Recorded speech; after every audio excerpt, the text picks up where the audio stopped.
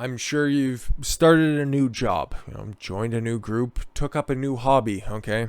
You had all the inspiration in the world, and then eventually once you got there, you just started to think that you didn't really belong there. That is what imposter syndrome is. You know what? It's colloquially referred to as faking it until you make it, but then you feel like more of a fake even if you do end up making it. But it's that little bit of time in between where you're still motivated to do what you want to do, but then you start to realize that your skills aren't quite catching up to where you think you should be, okay? Your mind is not matching up with your actions, and your body is just a little bit out of flux. So, how do you fix that? Well, other than just kind of get everything together and just give you the old standard line, here's 5 steps. Imposter syndrome is a debilitating pattern of thinking. Yes, it's all about what's between the ears, my friends, that inhibits optimal functioning. Not only does it undermine confidence, but it also produces a need to prove yourself by achieving unrealistic standards. Exactly. Standards that you, the person with imposter syndrome, create for yourself. Yeah, I would love to have like 100,000 subscribers on this channel. I have 14. Okay, I would be remiss to think that it should just explode overnight. Okay, I know it doesn't happen like that. Eventually, you have to catch a break. You just have to keep improving time after time. But if I set the standard where, okay, listen, I've got 100 and some odd hours already under my belt when it comes to this channel alone, and that should be paying off in spades, and I should just have all the doors kicked open for me. But I'm not quite there yet. Oh no, I feel like I should just give up on this.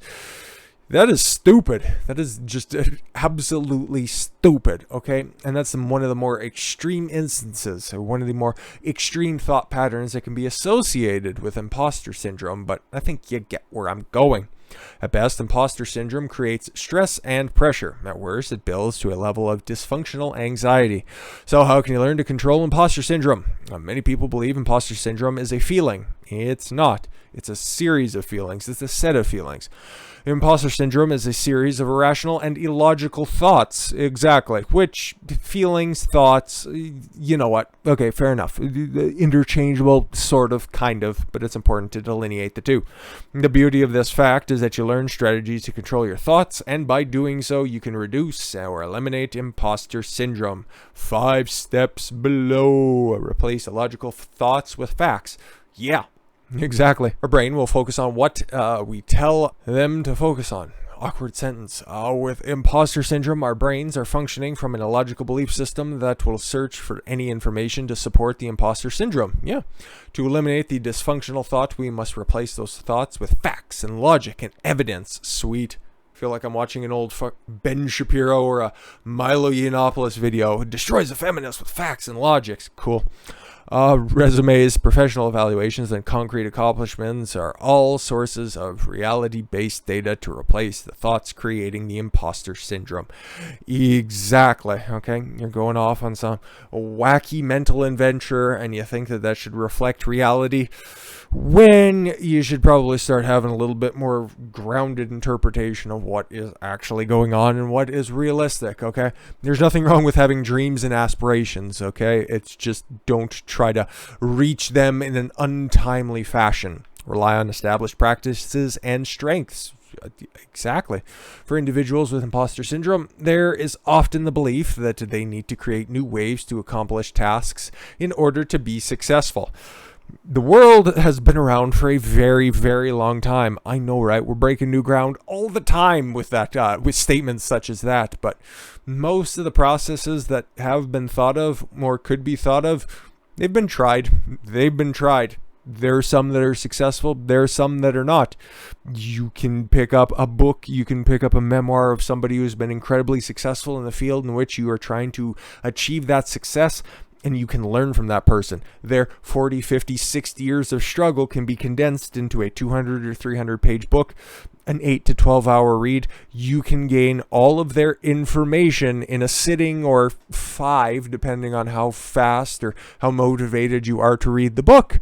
And you can gain all of that information. And you know what? Hey, if you didn't like one pattern that those guys were going down, if you were trying to find a mentor in a book or in some videos and you didn't like the process that they go down, guess what? There are literally billions of books out there, and there's a whole bunch of different strategies in order to get you back on that path. Okay, they spend their time worrying about how to do things better or in unique ways to distinguish themselves. In reality, there is no need to reinvent the wheel. Employing skills, behaviors, and methods that have been successful in the past situations can create success in current and future situations. Yeah, exactly. Okay, not saying that you should just bite what people are doing completely off, right? Like if I was to do just, because obviously you take a look at the presentation on this channel and then on the main channel, it's obviously pretty close to what a bunch of people do, right? Just what do I do to differentiate myself? Well, add more colorful language and try to delve down a bunch of different rabbit holes and provide different information, thoughts, and opinions, and nobody's going to be me, let's be completely honest. So that's the uniqueness I provide to an already established formula. It's working sometimes, and when it doesn't, you got to do a couple of little tweaks along the way, but you got to be true to yourself. Okay? Get where I'm coming from? Talk to a trained professional. Yeah, exactly. And if you can't talk to them, learn through their written work, okay? Watch their videos, okay? Find a mentor. If you can't just talk to somebody, learn their thought process, okay? I think that's what they're going to be going down here. Often the article is referencing talking to your boss, colleague, or friend, and the advice is faulty. Yep, these individuals might be valuable when you want to vent, but they are not trained in approaches that help you reduce or eliminate imposter syndrome, nor are they regulated by confidentiality guidelines. Seeking out an executive coach trained in the areas of brain or behavior functioning will ensure you receive expert support in a safe environment. Talk to the people who have been there and done that. Go with perfectionism. Yeah, you're not going to be great when you're first starting out, okay? Don't set the standard that you're going to be great at everything, okay? I thought I'd be successful doing this type of stuff, okay? That's why I wanted to pursue it.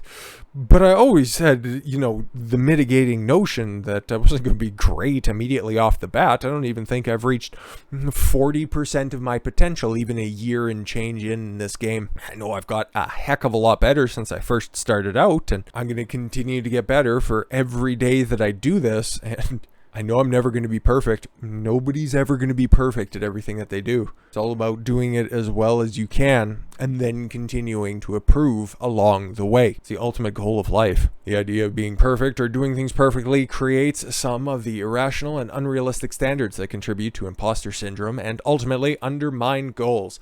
Some perfectionist individuals focus so much energy and time in doing things perfectly that they never finish the goal at hand. Or they focus on details that are just so ungermane to the point, right? Like, I need to pick out the perfect font for the article that I'm writing. Well, how about the substance of the article? I have 6 words written down. Okay, cool. Nancy, you should probably, just grab a pen, start writing stuff down. We can get over it later, whether or not you want to use black, purple, red, green ink. We can get to that later, okay? It's all about doing something beforehand. Don't get caught up in the weeds. Doing things well, using your strengths to accomplish them within the designated time can be your focus and a way to reduce imposter syndrome. Yes. And of course, keep a diary, keep notes, write down your vision of success, okay? I personally like to write things down by hand. I don't like to take notes on a digital device. I just like the tactile feeling of a pen in my hand and paper underneath of it, okay? Write things down as they come to me, and that's, if I ever do take notes for something, it's always through that method, okay? And then when it comes to my big, lofty, overarching goals, what I want to achieve in life, which are, you know what? Hey, those are my things. I don't like to just talk about myself all the time, unless, of course, it's relevant to the story itself. But if you don't define what you're ultimately after, you're never going to achieve it, okay? You'll never know how to achieve it, okay? You need to define those steps along the way. I'd love to own a big house on the beach, okay? With a balcony that I can look out to every single morning, okay? But I can't just go from the little DKS studios that we have right here to that tomorrow. That would just never happen. But I am fairly large, and I could just walk through the front door, and if some pencil neck geek is just there, I could probably take him out. But honestly, if we're going to be doing it the right and proper way, you're going to have steps along the way. Writing down your goals is a strategy toward goal achievement, but it is also clearly establishes your measurement of the goal. It creates a boundary to maintain your focus so it does not stray towards something bigger or better. By writing down your goal, it becomes a tool to measure your success based on the stated goals, not something more perfect. If you compare your outcome to the written goal, it becomes the litmus test for success and can prohibit your brain from spinning in a direction of imposter syndrome.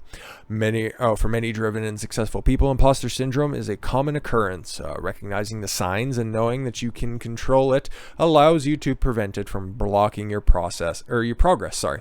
By applying concrete strategies and refusing to accept the illogical belief systems as a habit or norm, you can maintain a level of optimal performance in your personal and professional lives. Exactly. Basically, take it all in stride, define what you're after, and set reasonable expectations for yourself. But more importantly, just keep going after it. Keep following your gut. And I've been Don Consuelo, and I want you to do both of those things, and we will catch you tomorrow.